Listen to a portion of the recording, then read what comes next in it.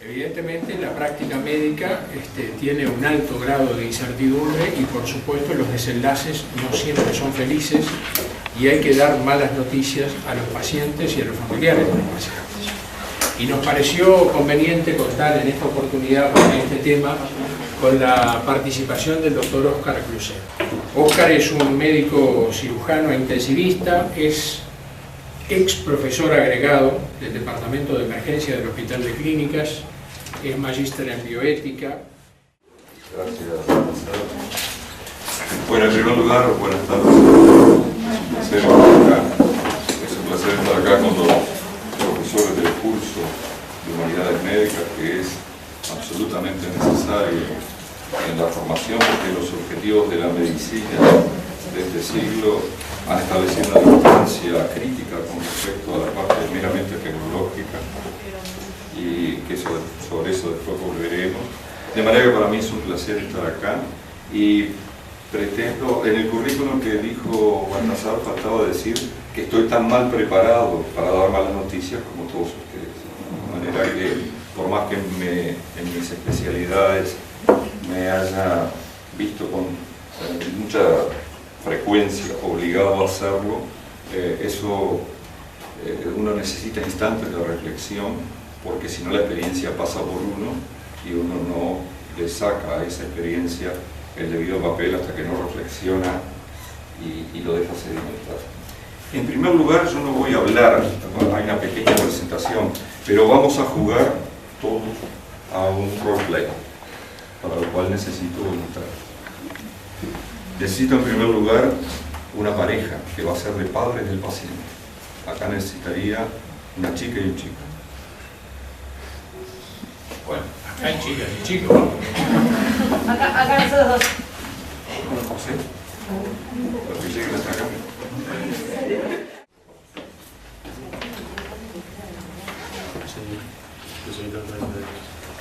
Ustedes tienen que ver el desarrollo de esto y anotar cómo les parece a ustedes que debería hacerse, qué cosas les parece que ellos hicieron bien, qué cosas no, y qué alternativas plantearían a todo lo que ven.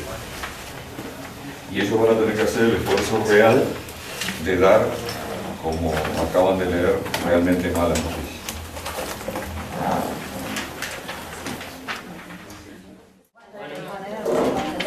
Seguimos.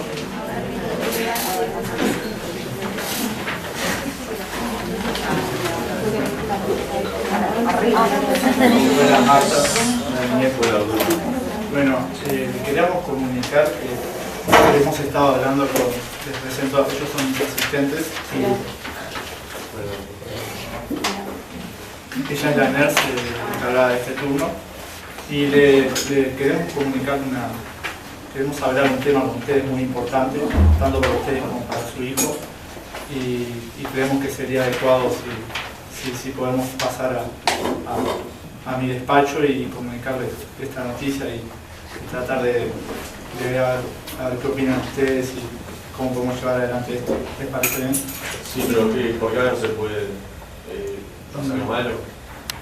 Lo que pasa es que es un tema muy delicado que compromete la salud de su hijo, y me parecería adecuado que ustedes, hablar con ustedes, explicarles todo, cómo es bien que venimos tratando a su hijo y cuál es el pronóstico que tiene, y con el equipo tratante venimos discutiendo desde hace ya unos días el tema de su hijo, y creemos que son necesarias algunas medidas terapéuticas que tal vez queremos ofrecérselas a ustedes y ver a ver si están de acuerdo, ¿no? Por eso me gustaría pasar a un lugar más cómodo, más tranquilo, para tratar de hablar bien esto con ustedes, que son su principal referente de su hijo. Y Sí, pasamos, no hay problema. no hay problema. No. Bueno. Doctor Ramírez, ¿qué es lo que está pasando? Porque nunca nos había pasado de estar con tanto personal. ¿Le pasa algo serio con Carlos? El tema es Marta. Su hijo está hace más de un mes internado por una neumonía aspirativa. Estuvo en tratamiento antibiótico con antibióticos muy potentes, ¿no? Y instaló una insuficiencia respiratoria. Entonces tuvimos que ventilarlo invasivamente. Ahora, en estas últimas 24 horas, su hijo está mejor, está estable, pero tenemos que, consideramos por nuestro equipo y la NERS, que el hecho de volver a instalar una asistencia respiratoria mecánica sería más perjudicial que beneficioso para tu hijo. Sí, pero ¿vos entendés qué está diciendo? No entiendo. Claro. Bien. Complicado. Hola, buen día. ¿Cómo anda, doctor? Buen día. Hola, buen día. Quería unos segunditos para hablar con usted sobre mi padre, Nieto, no sé si se acuerda de él. Sí, me acuerdo de mi padre. Disculpe. No. Disculpame. Ya lo consigo un segundito. Con permiso. Perdón. Que se iba a ir, no entiendo. Si me está diciendo algo horrible y se va a ir, no entiendo. No me iba a ir. Solamente que fue un momento de... Ah, ya. Yo no entiendo por qué no se puede hacer respiración artificial de nuevo, o sea, está mal eso, ¿por qué no se puede? Porque creemos que el hecho de la asistencia respiratoria mecánica invasiva lleva muchos riesgos, lleva sobreinfección, lleva complicaciones, puede llevar traumatismo, puede llevar complicaciones a la vía aérea. O sea, capaz que con el tratamiento que le hacemos de la asistencia respiratoria invasiva lo estamos perjudicando más de lo que lo podríamos favorecer. ¿Y que no va a dejar respirar entonces? No va a dejar de respirar, pero por lo menos vamos a tratar de que se mantenga estable unos días más y ver cómo evoluciona. Carlos va a evolucionar bien, ¿no? O sea, viene bien todo este tiempo. Sí, siempre se fue de No, nosotros somos Yo sé que ustedes quieren mucho a su hijo, son los responsables de él. Él tiene muchos problemas, tiene muchas complicaciones y yo creo que por eso yo quería hablar de esto con ustedes, que son sus padres, y plantearles esto, que yo sé que es muy complicado para ustedes de entender, pero quiero que sepan que nosotros, los médicos, nosotros como los médicos de Carlos, queremos lo mejor para él y siempre... Pero se va a salvar, o sea, va a estar bien. Pero miré la cara, o sea, nos está diciendo... O sea, no. Es como le digo, es muy complicado, o sea, el costo, el riesgo-beneficio... No, riesgo-beneficio de que me está hablando del hospital. Sí, pero yo puedo trabajar más, no soy obrero, pero no hay problema. No, el problema no es ustedes ya han dado todo por su hijo y hasta lo suficiente. El tema es que nosotros, desde nuestro ámbito médico, desde nuestras capacidades, de nuestras posibilidades terapéuticas, ya no podemos hacer nada por su hijo. Ese es el problema. Es horrible lo que está diciendo. Y ustedes tienen cara de póker, no entiendo a qué vinieron. Yo sé, señora, que es un momento muy difícil. Yo lo conozco a Carlos de hace años, soy su médico tratante. Y esto nos duele a todos porque conocemos mucho a Carlos y sabemos todos los problemas y las complicaciones que tiene, que tuvo. Y por eso quería comunicarle esto personalmente, cara a cara, y no ocultarme detrás de nada ni de nadie, y que reciba esta noticia de mi parte, que soy el médico responsable de ese servicio. Usted no dice que no hay nada más para hacer con nuestro hijo. No se puede hacer nada, o sea, más antibiótico, ventilarlo de otra forma, que pueda respirar, pero no entiendo por qué no, o sea, ya bajar los brazos ahora, no entiendo. Y me temo que no. Pero ya. ¿cómo? Yo no entiendo por qué. Él se va a mejorar, yo estoy seguro que se va a mejorar. Sí, pero si no hacemos nada no se va a mejorar. No, Hay que se hacer. va a mejorar. Yo tengo esperanza que se va a mejorar. Y creo que ustedes no están haciendo lo suficiente. Nosotros, como le dije, señora, siempre dimos lo máximo y siempre tratamos de mantener a Carlos bien. Y ahora lo que está pasando es que el pronóstico de él no es bueno y consideramos hasta último momento tratar de brindarle el menos prejuicio, el menos, ¿cómo es? Lo menos ¿Usted me las decía menos complicaciones que posibles. va a seguir sufriendo si sigue así? O sea, que no, Yo creo que es más dañino en este momento el tratamiento que le podemos hacer invasivo, es mucho más dañino que el hecho de no hacerle nada. no hay chance que hacer un tratamiento que lo mejore y salga bien de esto, ¿no? No que esté al alcance de nuestras posibilidades. Por eso les quería comunicar esto a ustedes. Sé que lo van a entender, sé que ustedes aman mucho a Carlos, pero no sé, es un momento complicado para que la hablen, para que lo piensen. Les voy a plantear que si está la posibilidad de volver a ponerle asistencia respiratoria mecánica nuevamente, pero como ya les dije, podría ser mucho más perjudicial para el cuerpo. Eso está en ustedes. Lo dejo que lo piensen y que nos comuniquen a mí y a los autores su decisión. Bueno. Yo de mi parte, como médico, les quería dar toda la información y que sepan de las herramientas que tenemos. Yo soy el tío de Carlos, que vengo de Australia, no sé nada de la situación de él. Quería pedir un informe médico, a ver si podían darme, no sé qué hora lo dan. Mi hermano, sí. Es su hermano.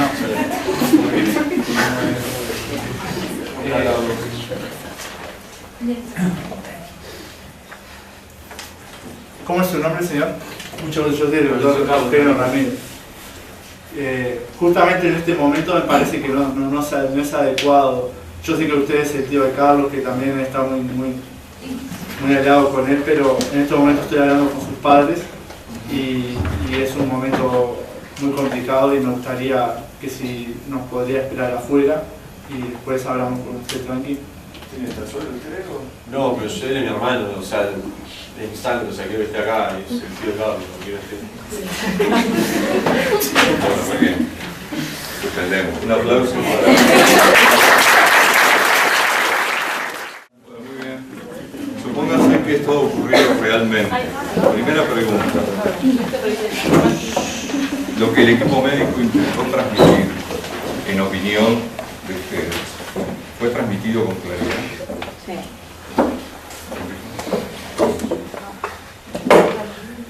¿Dónde está el sí? No. Ah, no te veía. ¿Sí por qué? Explicar, bueno, capaz que en realidad le explicar lo mal que venía Carlos y la complicación que podía tener el siguiente movimiento, que sería una reintubación, pero como que no quedó claro que los padres podían decidir si reintubarlo a decisión de ellos frente a todas las posibilidades de reinfección o esperar si evolucionaba o no. ¿Cómo Esa es ¿Cómo es tu nombre? Romina. Romina. Un segundito, Romina. ¿Hay alguien que esté en desacuerdo con lo que está diciendo Romina? Sí. No, yo estaba adentro, no, o sea, yo entendí, o sea, Tú como padre. como padre yo entendí que podía darle más días de vida, intubarlo y todo eso, eso entendí que era... ¿Que lo decidías vos también? Sí, yo entendí. Yo lo entendí al final.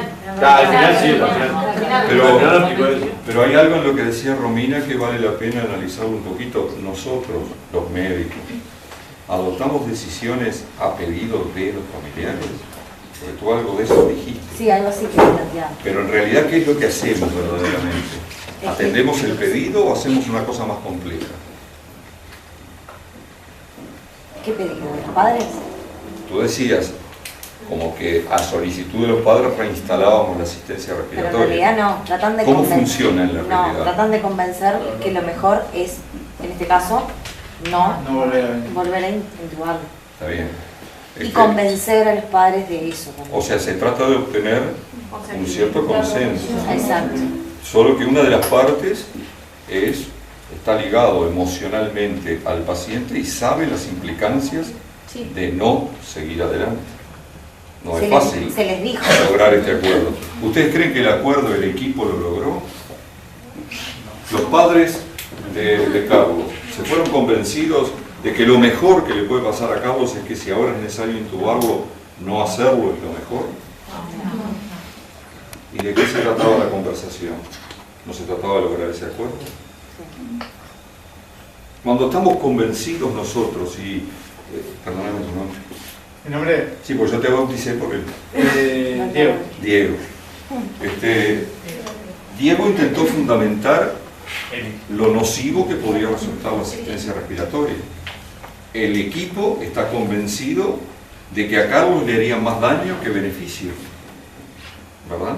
Que no es un problema como el padre, muy acertadamente como esto, dijo, no, pero si es un problema económico, yo trabajo, la gente muchas veces toma ese sello. No lo quieren seguir ventilando para no seguir gastando dinero. Pero en realidad no lo quieren seguir ventilando porque están convencidos que la ventilación agrava la situación. ¿Por qué agrava la situación? Esta es una pregunta técnica. En este enfermo, ¿por qué agrava la situación por luego ventilar? ¿Qué es lo que tiene ahora a cabo? Una neumonía. ¿Es una neumonía aspirativa ahora? No, ¿Cómo se llama lo que tiene? insuficiencia renal. ¿Es una neumonía? ¿Eh? Claro, del ventilador. Y si es una neumonía del ventilador, ¿no parece que el ventilador fuera a ser el medio más idóneo de mejorar a Carlos? Le dicen la flora para mostrarle que tiene una flora hospitalaria multiresistente. De manera que el argumento de Diego es bastante fuerte. Creo que le voy a hacer daño. Creo que no le voy a dar beneficio.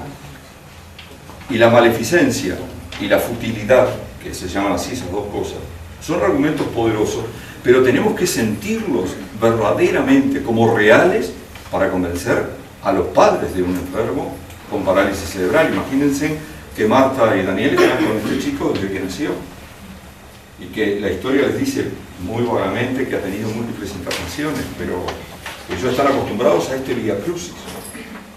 Por eso el optimismo de Marta. Yo creo que va a salir porque otras veces salió, siempre costó, y a Marta hay que convencerla que esta vez parecería que no va a salir. Parecería que no con fundamento.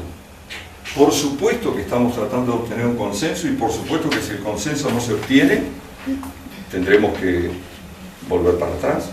Pero que se trata, porque ¿qué pasa si el accionar para dar la mala noticia no es el adecuado? No se obtiene el consenso. ¿Qué es lo que hay que hacer? ¿Qué es lo que uno normalmente haría? ¿Lo mantenemos ventilando? Cuando le llegue el momento, Carlos se está fatigando. Ellos creen que es inminente en menos de 24 horas ventilarlo. Cuando lo ventilemos, ¿qué estamos de alguna manera haciendo como exceso? ¿Cómo se llama el exceso ese? Tiene nombre. Ensañamiento terapéutico. Estamos en un ensañamiento o obstinación terapéutica. Y eso, los médicos, tenemos que tratar de evitarlo. El diálogo Diego se lo planteó a su equipo para evitar ese mal. Otras opiniones, porque además tenemos distinguidos docentes que de estas cosas saben mucho y que van a opinar también, aportándonos bastantes cosas. ¿Qué más? A ver, por ejemplo, aciertos de la forma en que Diego llevó adelante esto. Si se callan es que no tuvo ninguno. Acierto. El hecho de que sea solo un médico el que esté hablando con ellos y se dirige directamente, suma como digamos puntos a hacer todo hacer más propicio la transmisión de noticia, digamos. ¿Vos lo ves como una ventaja? Claro, ¿Alguien lo ve como un inconveniente? No, porque de última fue un consenso que hizo el equipo. Sí, pero como se dio acá, como se dio realmente. Pero la madre dijo, ustedes que tienen cara de Ah, boca, sí, la madre lo ¿qué hacen hizo. acá La madre parados? lo Y el único provocó que habla bastante. es... Y Diego en algún momento no hizo bien No. y monopolizó demasiado la charla. Si uno va con gente prácticamente al mismo nivel que uno y está fracasando, es bueno convocarlos también. Y la enfermera, porque la enfermera podía haber jugado un papel muy importante. No la dejaron hablar a ella. ¿Ustedes qué piensan? ¿La enfermera aporta un punto de vista distinto al nuestro? Sí, porque la que ve la evolución de... Está 6 horas con el enfermo. Y el equipo médico, el que está de guardia, pongamos que está más, pero el coordinador, en este caso Diego, está al rato que pasa visita. De manera que la enfermera tiene cosas que aportar. Y no fue activada. Diego no utilizó, perdón que ingrese directamente a la parte de crítica, porque querría seguir con algún acierto más. Diego no utilizó todas las posibilidades del equipo. Él no hizo pie y no miró a los demás para que lo rescataran. ¿Qué más? Buscar un lugar privado, sentarse. Eso es bueno. Y eso lo hizo bien, Diego. Es más, salió afuera con todo el equipo para invitarlos a pasar. Pero apareció alguien. Claro, apareció, no fue Sí, todo claro. tan privado. ¿Qué? Que no fue tan privado. No fue porque tan privado porque la puerta estaba abierta, digamos, y apareció la compañera. Pero bueno, él procuró llevarlo a lo que hay. Porque disponemos en los lugares donde trabajamos de una sala para ir a hablar de estos problemas sin que los demás pacientes se enteren. ¿Dónde se da habitualmente el informe? Afuera. En el pasillo, en el corredor. Y él, Diego, intentó, con las dificultades que pudiera haber, intentó algo distinto. ¿Qué más?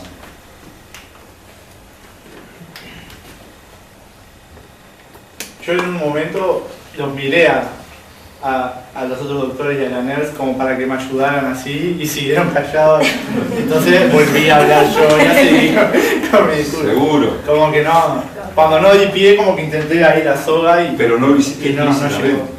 Claro, o sea, hubiese Si vos estás preguntado conduciendo, por ejemplo, la enfermera, si el coordinador de la unidad está conduciendo la palabra, salvo que tenga una enorme experiencia, difícilmente ella vaya a intervenir. Ella podría haber dado un punto de vista decisivo. Yo estoy con Carlos estos 30 días y tengo la visión de que esto va mal. Porque por alguna razón la gente cree que los médicos estamos como sospechosos de estar implicados en algo más que lo que decimos, pero en enfermería no. Vieron que el padre, muy acertadamente, hizo la clásica referencia. Ustedes la escucharon más de una vez, la referencia, no quieren seguir para no gastar, ¿no? Y uno tiene que estar preparado para eso que parece un ataque por el lado no esperado cuando uno va como médico a dar la mala noticia. En realidad muchas de estas cosas, ¿qué son? Son reacciones emocionales que Marta, ¿cómo es tu nombre verdadero? María Laura. María Laura. María Laura actuó magníficamente, igual que Daniel, pero María Laura lo puso muy en evidencia. Estas son las dificultades reales que se encuentran. Nosotros le pusimos alguna cosa más, Maximiliano intervino de Australia, y Diego le dio a Maximiliano el mismo lugar que al resto de la familia. En realidad Maximiliano de esto sabía lo que le mandaron decir por mail. Si está en Australia, no viene al país o no se sabe que venga, y por más que sea hermano del padre, de todas maneras tiene su derecho como familiar, digo, pero no en el mismo plano cuando todavía la decisión, cuando intervino Maxi, la decisión no estaba acordada con el padre. ¿Qué más? ¿Profesores? A mí me gustaría que nos detengamos un instante a pensar si el lenguaje utilizado en la comunicación fue el lenguaje correcto. Este último aspecto que señalaba Oscar, cómo se empieza la interpretación de los padres hacia digamos, hacia la concepción económica de la relación, quizás esté inducida por una expresión que vos usaste que es riesgo-beneficio. Riesgo-beneficio es una ecuación y habitualmente es una ecuación que no tiene tanto prestigio desde el punto de vista médico como fuerza desde el punto de vista económico, desde el punto de vista material. Quizás esas expresiones, ¿verdad?, que se pueden resumir en una ecuación, habría que evitarlas porque tienen resonancias que no son, digamos, que no son resonancias precisamente humanas. Nosotros las entendemos, sabemos bien lo que es una relación riesgo-beneficio, ¿no? Pero la resonancia que tiene en los padres del chico y en los pacientes es una resonancia desprestigiada, digamos, para usar una expresión. Bien. Antonio, Augusto. El hecho de tener un muchacho con 22 años de parálisis cerebral implica un sufrimiento muy largo de los padres en contacto con ese muchacho y el pasaje por distintas instancias de internación, de contacto con los médicos y de superación. O sea, pone una esperanza excesiva en la permanencia de esa vida, luchan por esa vida. Yo he conocido algún caso de estos y me parece que estuvo muy bien primero el tema elegido y la situación y cómo se condujeron todos. Los padres generalmente tienen una alta resistencia a aceptar la realidad de que la vida de ese paciente está finalizada. Y los médicos a veces no le podemos transmitir con la fuerza necesaria lo que esa situación clínica conlleva. En un caso que no tiene que ver con esto, pero sí por la patología, una gran profesora de pediatría estuvo durante varios años atendiendo a una niña que tenía parálisis cerebral, pero jamás le dijo a los padres: esto es una parálisis cerebral y el resultado de esto va a ser mal. Entonces siempre estaba con anticonvulsivantes, con esto, con el otro, y hay que alimentarla por una sonda, internación, dificultades respiratorias, etc. Hasta que un día fueron a ver una neuropediatra caracterizada por ser una persona muy dura, y de entrada les dijo: esto es una parálisis cerebral, va a marchar muy mal, y bueno, vivió unos cuantos años más, pero el esfuerzo que hicieron esos padres, o sea, la carga de afecto que pusieron en ese hijo, desplazó el afecto de los demás hijos. O sea, los demás eran sanos, pero tenían un papel secundario.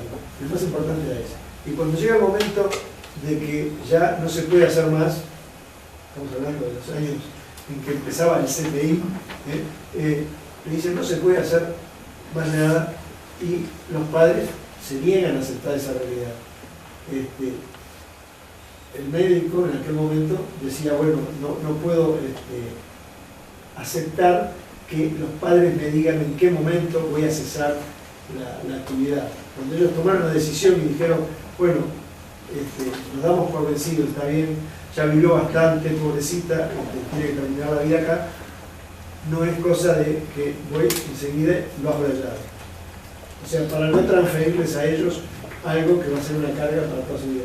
Me parece que estuvo muy bien el desempeño de los roles de los muchachos. Tal vez faltó algo más de empatía y de participación en un equipo para apoyar al doctor que estaba dando el informe, y también las interrupciones que vinieron de fuera, por más que se sentaron, hicieron un ambiente, digamos, privado, que es raro de encontrar para comunicar este tipo de cosas, permitieron la intromisión de personas que no deberían haber estado en esa escena.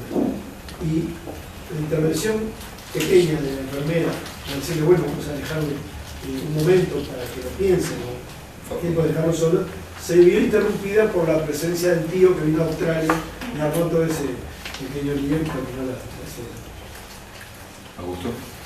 Bueno, en primer lugar yo quiero felicitarlos a todos, a Óscar por la elección de la metodología, que me pareció excelente, muy bien conducida, a los actores que, sin ser actores profesionales, hicieron una interpretación a mi criterio muy buena, se pusieron muy bien en el rol, en el papel que tenían que ejecutar, y al resto del auditorio, que guardó un silencio respetuoso y participó. Así que de entrada nomás me parece que es un éxito desde el punto de vista docente lo que se acaba de contemplar.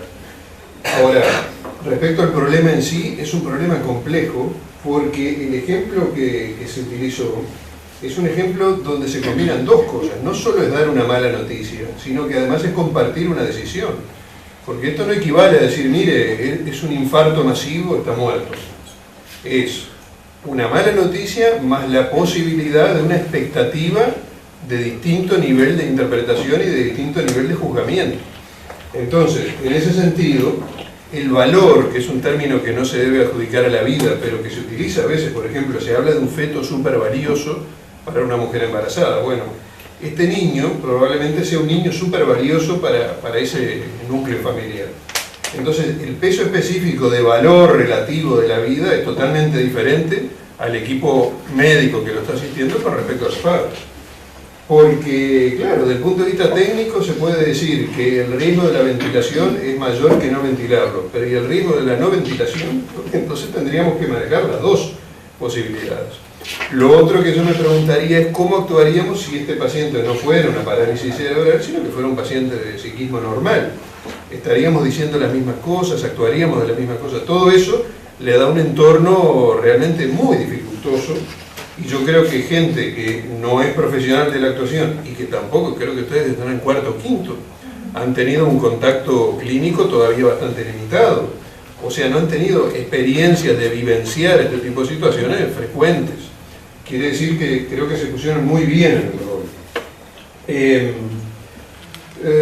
En cuanto a la... Esto tiene mucho que ver, además, tiene mucha vigencia y mucha actualidad porque tiene que ver con el tema de las voluntades anticipadas, del consentimiento informado, o sea que es un tema sumamente de alta vigencia. En cuanto al accionar ético del paciente, porque acá también obviamente está implícita la conducta ética, la familia tiene una diferencia adicional con el equipo médico, y es que el principio de justicia y de equidad y de utilización de los recursos no cuenta para la familia cuenta solamente su hijo. Y el hecho de que nosotros digamos, bueno, o pensemos, este recurso lo preciso para otro paciente, que lo debe pensar el médico y lo debe pensar la organización médica, el sistema de asistencia, no lo va a pensar nunca la familia. Así que yo creo que esto fue bastante bien resuelto, no se resolvieron todas las cosas, obviamente. Una sola instancia puntual, inicial aparentemente, como decía Antonio, esto lleva mucho tiempo de elaboración a los efectos de que la familia se pueda poner en sintonía. Y en la instancia final, ya prácticamente terminal de la situación, no es el mejor momento para hacer todo esto. O sea que a veces se están pagando en estas circunstancias precios de acciones que no se tomaron con anticipación. Lo otro, que cuando el grupo que informa es un grupo abundante, hay que tener cuidado con la oposición de opiniones respecto a determinado punto, ¿no? Porque eso suele suceder. Cuando es simultáneo, no tanto, pero cuando es sucesivo y sale un médico y entra otro y da una versión distinta, eso, digamos, puede contribuir a enrarecer el ambiente. Yo creo que este es un problema que no tiene una solución definitiva, no hay una clave final. Creo que lo manejaron muy bien y creo que cuando sean médicos van a tener una herramienta muy importante para manejar muy bien este tipo de situaciones. Y eso gracias a esta instancia tan corta que se viene desarrollando también. Así que nuevamente los felicito. ¿Qué piensan de todos estos tres comentarios que son muy valiosos y señalan aspectos muy importantes? ¿Coinciden? ¿Tienen algo más que agregar? Pues yo les voy a hacer alguna pregunta adicional. ¿Hay alguna palabra importante que faltó en el informe? Paliativos, tratamiento paliativo. Puede ser. O la posibilidad de la muerte. Faltó la muerte. Sí. Como que tratando de ser Comunicar sutiles a veces. malas noticias Se evitó decirlo. es comunicar no quedó tan claro. la mayoría de las veces. Es más, casi a lo último se dijo que se había hecho todo lo posible. Ahí está. O sea, yo creo que más, la confusión salió más ahí, porque como que trató de ir llevando el tema y a lo último dijo que se había hecho todo lo posible. La palabra muerte, sea pronunciada directamente o sea describiéndola, tiene que figurar en los informes de malas noticias, porque de eso se trata la mala noticia. Fíjense en que Marta estaba aferrada a que iba a salir adelante su hijo. Marta no aceptaba que el hijo iba a morir, y además nadie le dijo de manera explícita. Yo sé que es muy fuerte el paso, pero hay que darlo, si no uno no dice lo principal. Lo principal es que Carlos muy probablemente no tiene salida. ¿Ustedes se imaginan un paciente de 22 años y 30 kilos? ¿Se imaginan la fuerza respiratoria, la fuerza muscular respiratoria que este chiquilín puede tener? Es nula. Y tiene una neumonía que fue aspirativa y ahora es por sobreinfección.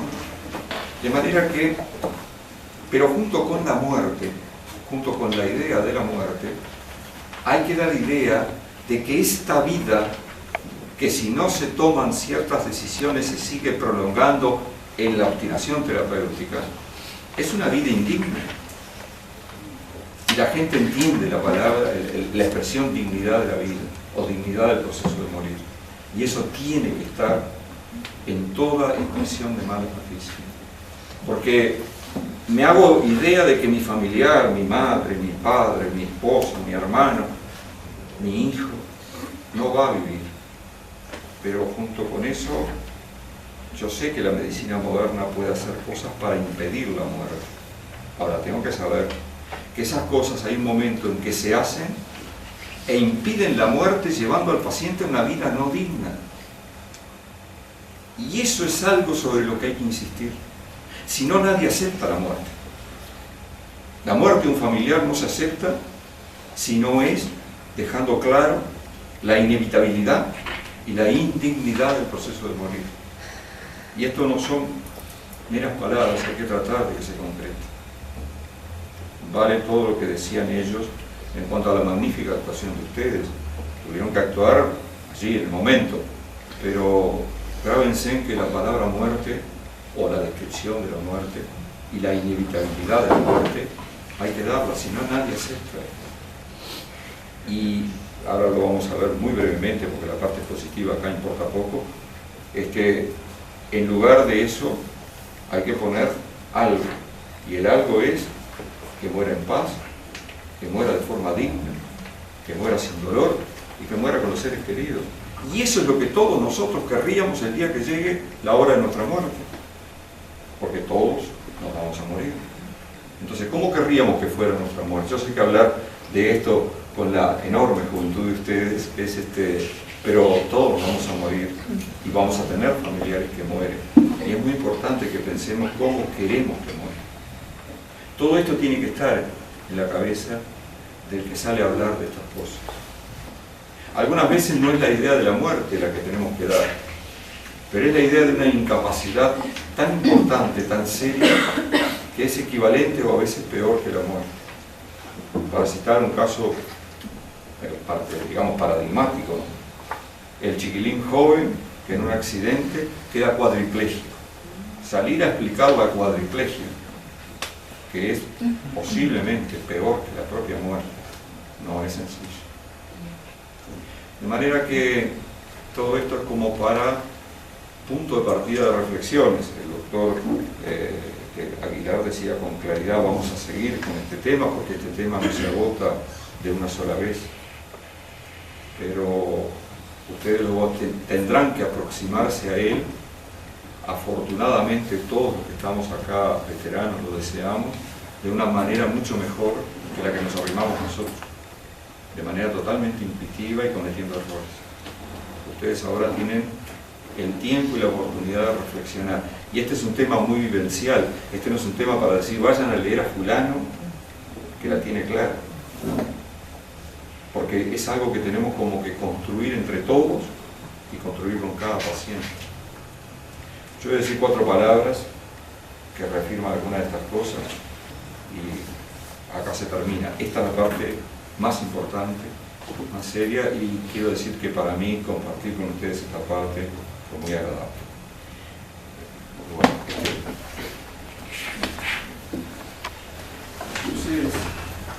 Maxi.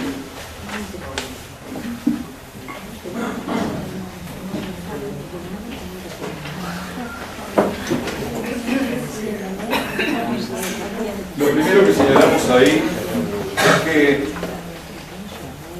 comunicar malas noticias es algo que todos vamos a tener que hacer. Y yo tengo entendido por Baltasar y por Antonio que este es un curso informal, no curricular de la Facultad de Medicina. ¿Ustedes no creen que cosas como esta debieran integrar el currículum? Sí. Porque fíjense en la paradoja que se da. Es algo importantísimo de hacer y nunca nos enseñaron a hacer. Por eso yo decía al principio, medio en broma, medio en serio, sé lo mismo que todos, que es casi nada. Quizá haya 2 especialidades en el momento actual en donde esto no se cumple, o una por lo menos, que es lo que decía, creo que tú, el cuidado paliativo, si eras tú, ¿no? La gente que estudia cuidados paliativos comienza a desarrollar estas ideas, pero es que estas ideas debiéramos tenerlas todos, porque resulta que es una cosa importantísima en mi vida profesional y lo hago horrible. ¿Ustedes creen que cualquiera de nosotros cuatro, que tenemos 30, 40 años de ejercicio de la medicina, la primera vez que dimos malas noticias, la dimos mejor que Diego? No, la dimos mucho peor. Por lo tanto, vamos a dar como orientaciones generales. Entonces, está el tema de la muerte, que ya lo citamos, voy a pasar muy rápido, porque esta no es la muerte filosófica, no es la muerte final de la vida. Esto es la muerte de un ser humano concreto, frente a sus familiares concretos, que además, como muy bien lo resaltó Antonio, las personas que tienen hijos con estos deterioros, y ustedes lo saben probablemente por un dato de la vida, se aferran a ese hijo de una manera impresionante y no aceptan nunca las malas noticias. Son hijos muy valiosos, para usar la expresión que decía Hugo. Bueno, y lo interesante, esto ha sido muy discutido, pero la medicina del siglo XXI no se propone ni la inmortalidad, ni superar los trasplantes, se propone esas dos cosas que están dichas ahí: humanizar la medicina y dignificar el proceso de morir. Eso ha sido proclamado en más de un foro internacional como fin, objetivo último de la medicina de este siglo. Adelante. Y bueno, la comunicación humana se tiene que hacer acá en medio de una importante tensión emocional. Y entonces, comunicación de malas noticias, tensión emocional, es muy difícil adquirir o llegar a un acuerdo. Es más, probablemente, de ser la primera vez que hay que hacer esta conversación en la evolución de un paciente, probablemente está muy acertado lo que decía la enfermera: vayan a pensar, porque esto no se acepta así nomás. Esto necesita meditarse. La otra cosa que yo quiero decirles, capaz que lo dicen un poquito más adelante, pero la gente tiene que sentir que elige el mal menor, la muerte. Porque la muerte, hay muchas veces que es el mal menor, si para llegar a ella le devolvemos dignidad al proceso de vivir. Morir con éscaras, conectado a un ventilador, en coma farmacológico, no es una muerte digna. No la querríamos ninguno de nosotros, para nosotros o nuestros familiares. Así que hay que evitar hacerle sentir a la familia que esa decisión tan pesada se va a tomar con ellos. Se llegará a un acuerdo, pero el médico tiene que decir: mire, la responsabilidad final, después de alcanzado el acuerdo, es mía. Porque de lo contrario, el sentimiento de culpa acompaña a esas personas el resto de su vida. Es más, justamente para evitar el sentimiento de culpa, es que la gente dice siempre: siga doctor. Siga doctor quiere decir, cuando se muera, que yo sé, me di cuenta que se va a morir, yo no me podré censurar a mí mismo que no hice lo suficiente. Y entonces entramos en la obstinación, el pensamiento y en la indignidad. Bueno, y la esperanza de la familia es siempre que el paciente viva, pero la misión nuestra, si la vamos a cumplir cabalmente, es sacar de esa esperanza. Vamos a decirlo con total sencillez. Y ser realista no quiere decir hacer un despojo de expectativas. Siguiente. La esperanza es parte esencial del corazón humano. Y si la estirpamos, tenemos que poner algo en su lugar. Y ya dijimos que poníamos en su lugar. En su lugar ponemos la muerte digna. Siguiente. Y ahora, siguiente. Bueno, estos son recomendaciones. No las saqué de ningún libro, sino de nuestra experiencia, y seguramente cualquiera de nosotros, veteranos médicos, podemos sentarnos a escribir cosas parecidas. Porque acá vuelvo a decir, la guía es mucho más vital, emocional, experiencial que bibliográfica. Lo primero es asegurarse que se ha entendido cabalmente la inevitabilidad de la muerte. Y yo tengo la idea, miro a Diego por eso, de que no la dimos cabalmente en esta entrevista. No quedó claro. Marta y Daniel se fueron con la expectativa de que algo le va a pasar bien a nuestro hijo. Cuando en realidad la muerte de cada uno, podemos afirmar con muy poco margen de fallo, es inevitable. de este paciente en esta situación probablemente es inevitable. Entonces, no es que no podamos hacer nada. Daniel reclamaba, pero no pueden hacer algo más. Sí, podemos volver a ventilarlo, pero todo lo que hagamos nos va a evitar el avance hacia la muerte. Siguiente. Y si la muerte es inevitable, todo tratamiento que pretenda oponerse a este curso es inútil o perjudicial. Y hay un concepto muy importante que hay que tener.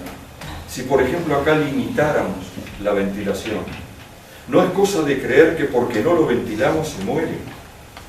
No ventilarlo no mata al enfermo. Lo que hace no ventilarlo es dejar de oponerse a la muerte. ¿Está claro? No poner el ventilador no mata al enfermo, si lo hemos hecho adecuadamente. Por supuesto que si la vida del enfermo depende del ventilador y es reversible y no lo ponemos, la ausencia del ventilador lo mata, pero en estas situaciones, no volver a ventilarlo permite que se muera. Y hay un momento en la medicina en que hay que permitir que el paciente se muera.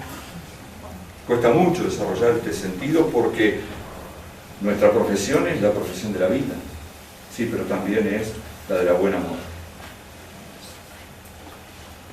Y hay que reorientar entonces la esperanza del paciente en mantener, del familiar, en mantener la vida. Bueno, yo salteé, como el enfermo que pusimos es incompetente, está hecha una subrogación de voluntad por parte de los padres y por lo tanto no entramos a hablar de lo muy complejo que significa hacer que el paciente termine entendiendo todo esto. Siguiente.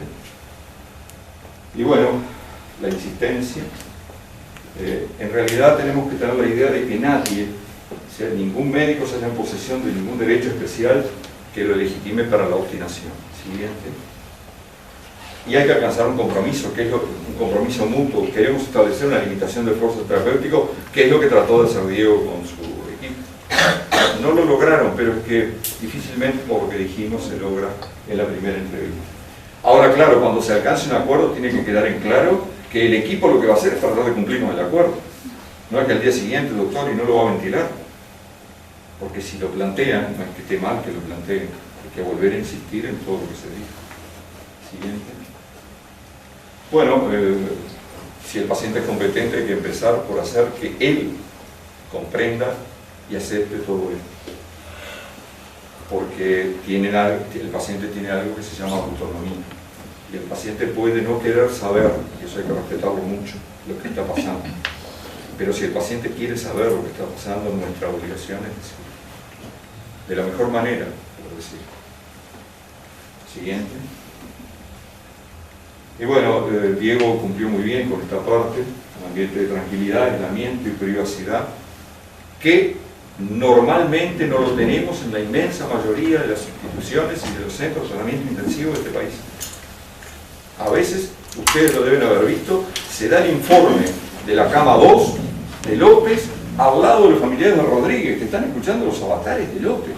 Y la familia de López está consciente de que a un paso están los señores con los cuales en las horas de descanso toman mate y conversan, y se le está dando la información también a ellos, sin el menor respeto por la confidencialidad.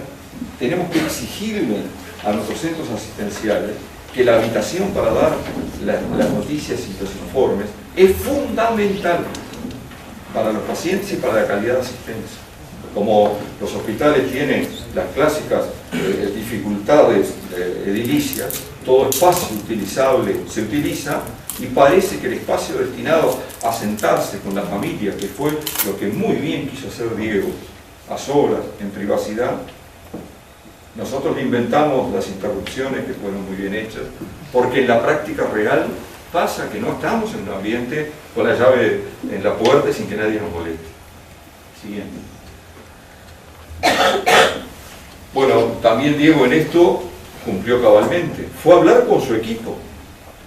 Y ir a hablar con el equipo, lo dijo en algún momento Marta, le dio esa idea de que esto es importante, es serio. Y esa es una buena idea que es necesario que el familiar tenga, porque además muestra que la institución está poniendo la cara por el caso. Viene el jefe de la unidad, viene lo que ustedes quieran, pero no es nada malo darla en equipo. Ahora, ya Diego recepcionó, si la damos en equipo, yo llego en un papel protagónico hasta que veo que fracaso y otro tiene que tomar en parte la posta, cuando los padres, con mucha lógica, muy bien hecho, pusieron distintas objeciones. Bueno, y la introducción de Australia era para que a ese señor también le den una información compleja, solo que no en este momento. A ese señor habrá que postergarle la conversación con él para que también reciba información completa.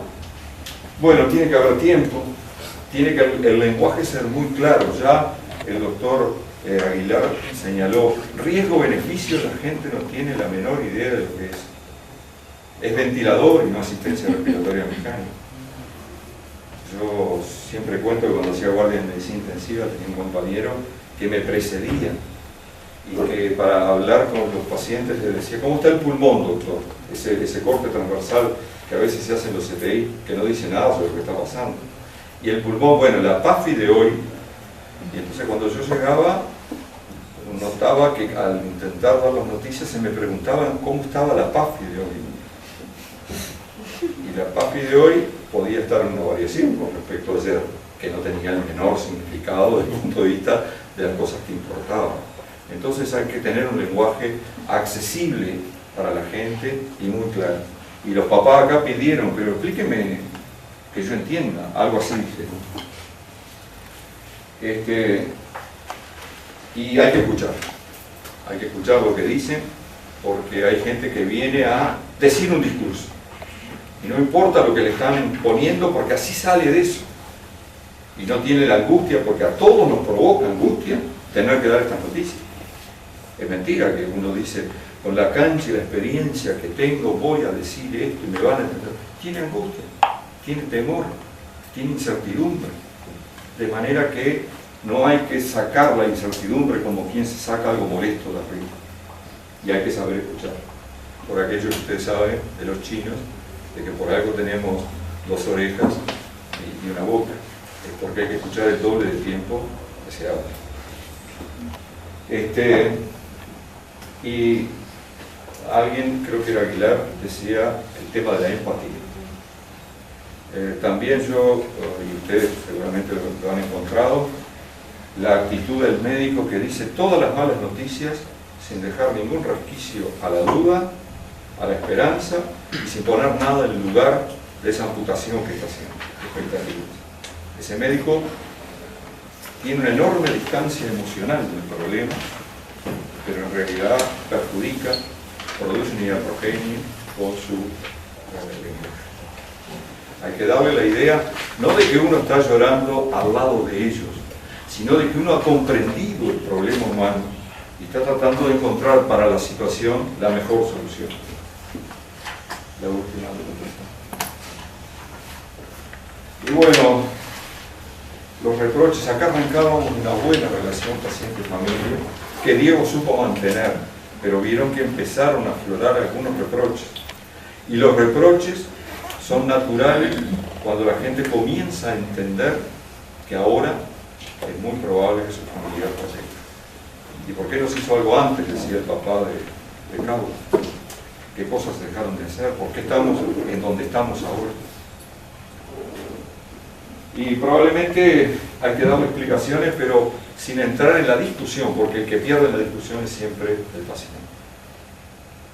Esto no lo van a encontrar escrito en ningún lado, porque son de alguna manera reflexiones que en algún momento para esta clase nos permitimos hacer, basado, bueno, todo nuestro, en realidad basado en todo nuestro accionar médico, ¿no? Pero vuelvo a reiterarles, me alegro mucho de haber estado acá y me alegro mucho de haber compartido toda esta experiencia con ustedes. Muchas gracias.